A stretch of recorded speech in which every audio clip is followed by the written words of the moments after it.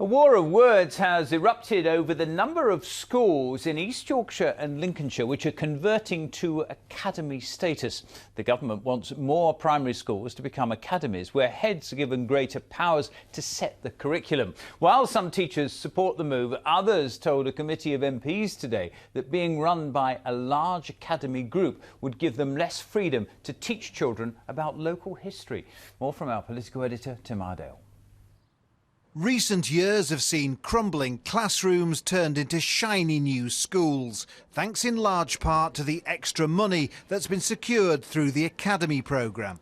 Today, members of the Education Select Committee left their usual surroundings at Westminster to come here to Sirius Academy in Hull.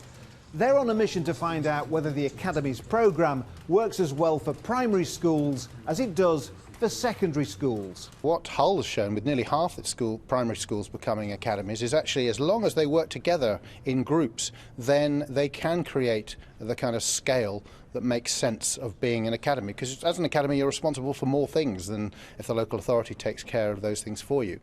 Academies are free from local authority control. They have the power to choose their own curriculum and the ability to set their own pay and conditions for staff.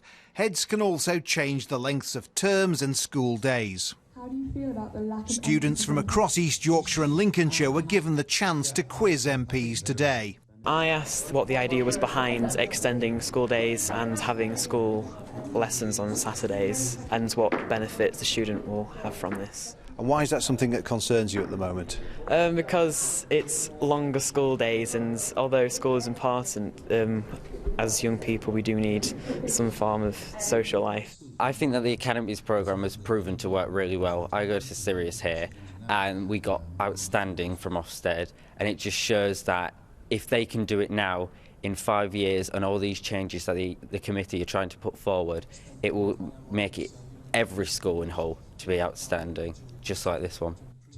But one teacher told the committee she had concerns about more primary schools becoming academies. One of the things I teach as a primary teacher is our maritime history and all about, and we do Amy Johnson, and we talk about, the local characteristics of being in Hull and the people in Hull that make us proud. I don't want to be part of an academy which is buying a curriculum from America. That's nothing to do with the children of Hull and nothing to do with Hull's history. The committee's final report on academies will be published later in the year. Tim Iredale, BBC Look North, Hull. I'll be asking for your thoughts in just a moment. Joining me first is Hazel Danson from the National Union of Teachers. Hazel, good evening to you. Good evening. And now you've seen some great results. Do you accept that academies have worked and have been a hit? There are good local authority schools and there are good academies. There are also equal measures of less successful schools in both categories. I think what we're concerned about is the cherry-picking of evidence that the Select Committee appears to be indulging in, really.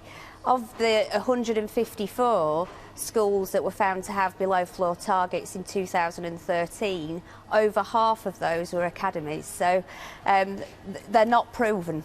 Isn't the NUT more bothered about trying to protect terms and conditions for your members rather than about what's best for pupils?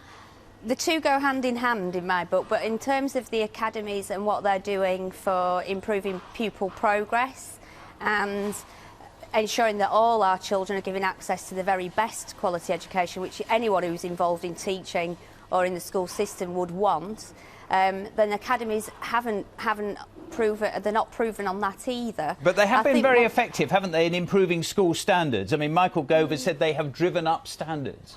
No, that's not true. In fact, if you look at it, things like City Challenge, which was far cheaper in terms of good, sustainable school improvement, that's actually been more successful than the Academies programme. What you have here are schools as islands, and as the piece said itself, you don't get good school improvement across an area unless you get good collaboration. That's best done under the local authority. Yeah, the heads have got more freedom over staff pay, which means they can attract and retain good teachers. Surely if you are a good teacher, you're going to be overjoyed about that. We've not seen academies using their pay discretions to do anything other than actually reward the most senior positions in the school. So the things that have gone up in academies haven't been standards so much as head teachers' pay. Last question, in a word, were academies a step forward in education or a step back? A massive step backwards. It's an ideological programme without the evidence to back it up. Very good to talk to you tonight, Hazel. Thank you very much indeed. Hazel Danson from the National Union of Teachers. If you are a teacher, a pupil or parent, be very keen, especially if you're a pupil, be very keen to get your views on this. Are academies working? Do you think they're better than the local authority controlled schools? If you want to be in touch, there's a reminder of the email address, looknorth@bbc.co.uk, the text number 81333, 81333. Start the text with the word Look North, your views on academies. I look forward to hearing from you.